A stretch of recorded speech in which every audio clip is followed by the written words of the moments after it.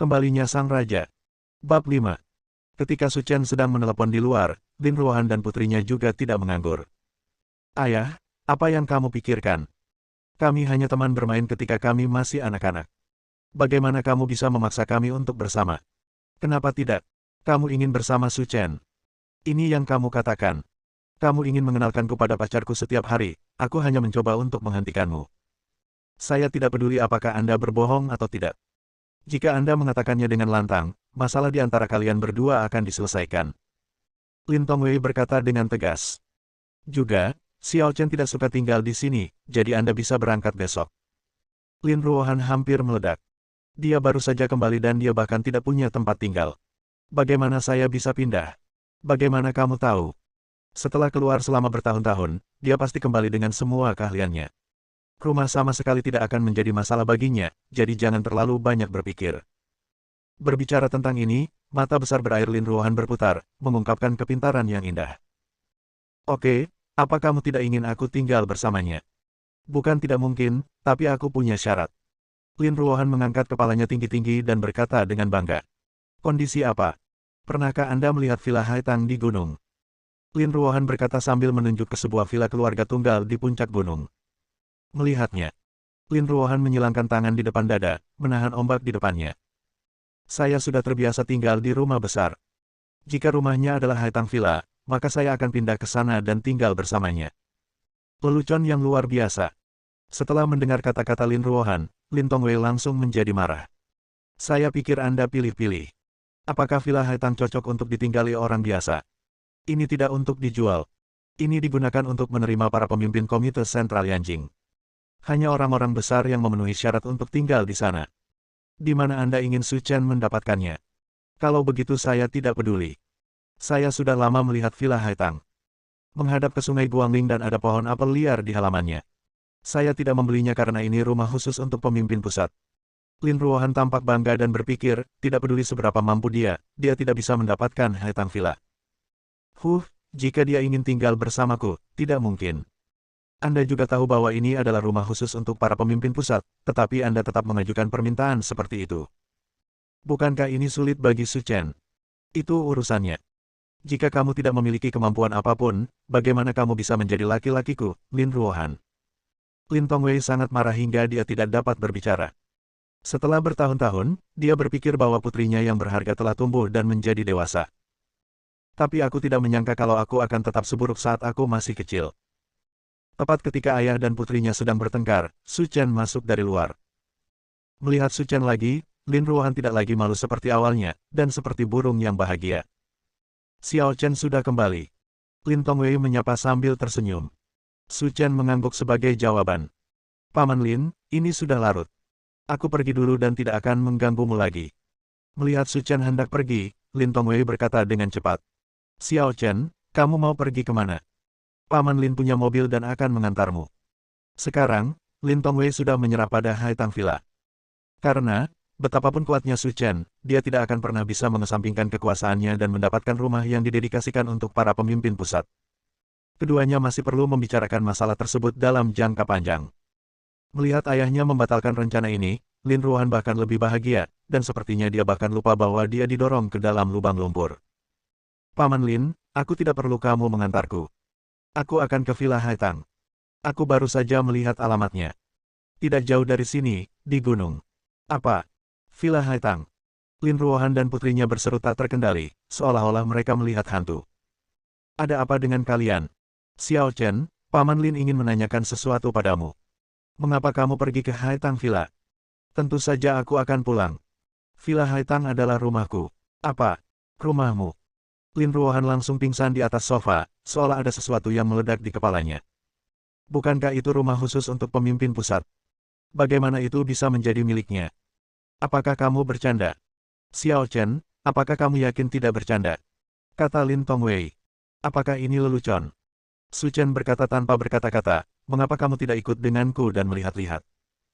Karena dia tidak menganggap Su Chen sebagai orang luar, Lin Tongwei tidak sopan dan berkata sambil tersenyum. Xiao Chen, kamu mungkin tidak tahu bahwa Haitang Villa adalah rumah terbaik di Linyang, dan tidak untuk dijual. Paman Lin aku belum pernah ke sana. Kali ini, berkat koneksimu, aku kebetulan masuk dan melihatnya.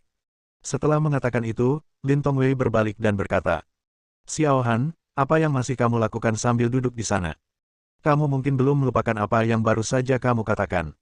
Saya. Lin Ruohan tercengang. Bagaimana jika itu benar-benar miliknya? Saya baru saja keluar dari lubang, kali ini hebat, saya baru saja keluar, kali ini saya jatuh lagi. Yang lebih menyebalkan lagi, saya sendiri yang menggali lubang ini. Akhirnya mereka bertiga naik mobil dan sampai di Villa Haitang di puncak gunung. Jika Blue Mountain Villa bisa dibilang sebagai hunian mewah, maka Haitang Villa bisa dibilang seperti istana. Halaman di luarnya saja lebih besar dari Blue Mountain Villa. Pemandangan terindah di halaman adalah pohon crabapple yang berada di tengah halaman.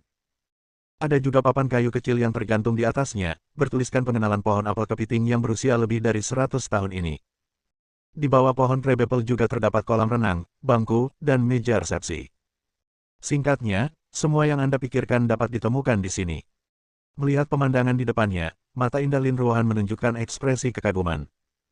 Biasanya kalau saya sedang kesal, saya datang ke sini untuk melihatnya.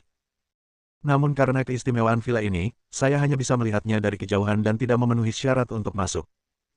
Selain itu, di pintu masuk villa, ada dua baris pelayan dan seorang pengurus rumah tangga tua berbaju hitam. Melihat Su Chen dan Lin Ruohan datang, dia dengan cepat membungkukkan pinggangnya 90 derajat. Selamat datang Tuan Muda, Nyonya. Terdengar suara, dengungan. Lin Ruohan tertegun di tempat seperti 5 petir menghantam kepalanya. Kamu sebenarnya memanggilnya Tuan. Ini benar-benar rumahnya. Apalagi setelah mendengar kata, Nyonya, wajah Lin Ruohan memerah. Saya seorang gadis muda yang bahkan belum pernah jatuh cinta, jadi mengapa saya menjadi seorang istri? Su Chen tidak peduli dengan detail itu, tapi langsung masuk. Villa ini terbagi menjadi 2 lantai, dengan luas total sekitar 1000 meter persegi. Ada batu giok dan porselen kuno di lemari, yang telah dibersihkan tanpa noda dan berkilau. Melihat bagian dalamnya dibersihkan tanpa noda, Su Chen mengangguk puas. Kekuatan brigade pengawal tidak terlalu besar, tetapi ia mampu menjalankan tugas dengan cukup baik. Fang Sun Siang. Vas Prem biru dan putih Yuan. Warna email Qingqing.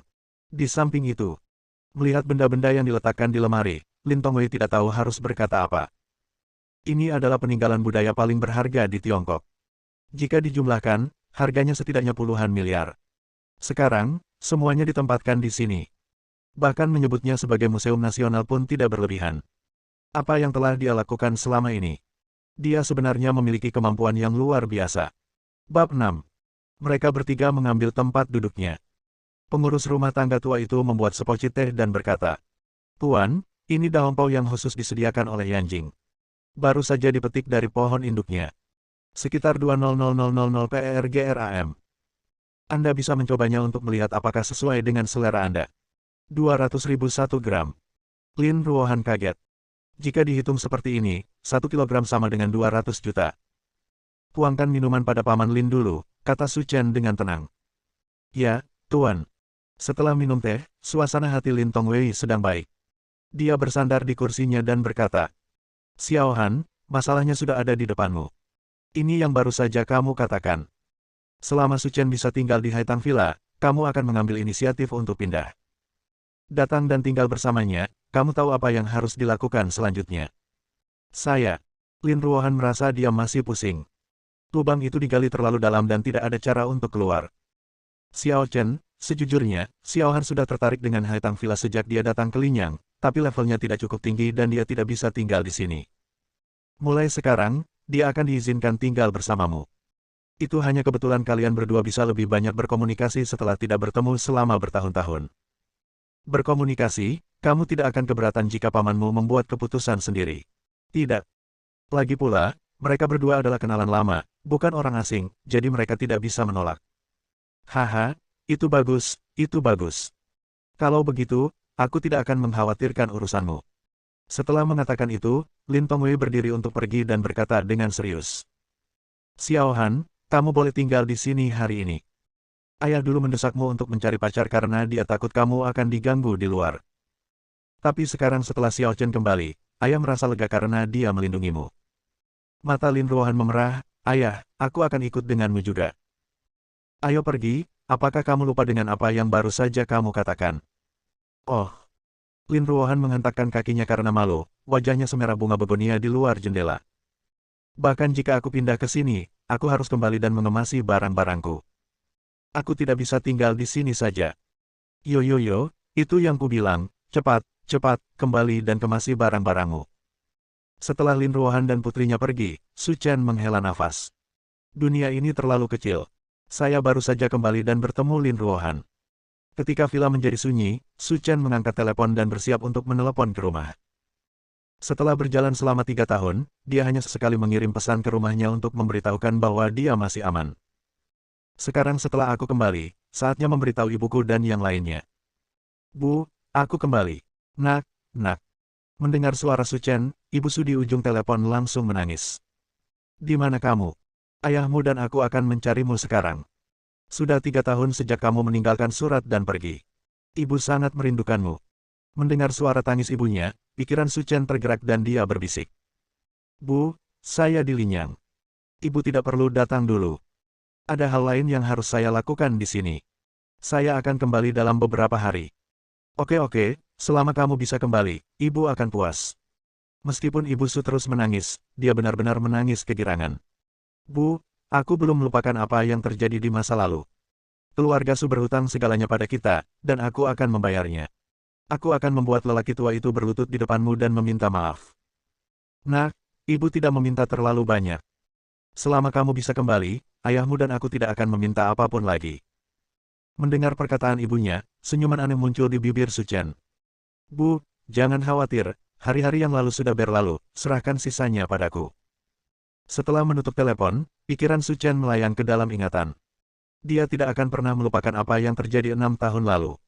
Saat itu, dia sedang sakit parah, namun karena dia tidak memiliki bakat seni bela diri, dia diusir dari keluarga Su.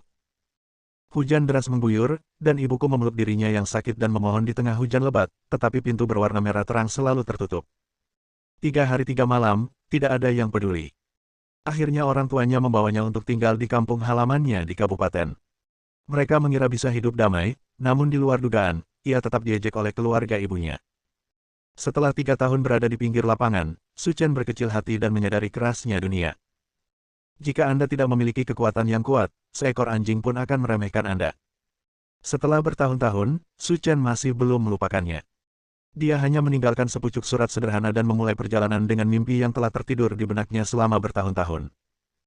Langit dan bumi saling terkait, salib terbalik berwarna merah darah muncul di langit malam yang tak berujung, dunia runtuh dalam sekejap, dan gema zaman kuno terdengar, datanglah padaku.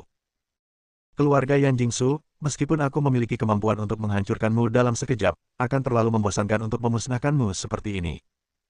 Setengah tahun kemudian, nenek moyangmu dari keluarga Su keluar dari pengasingan dan ingin menggunakan ini untuk naik tahta.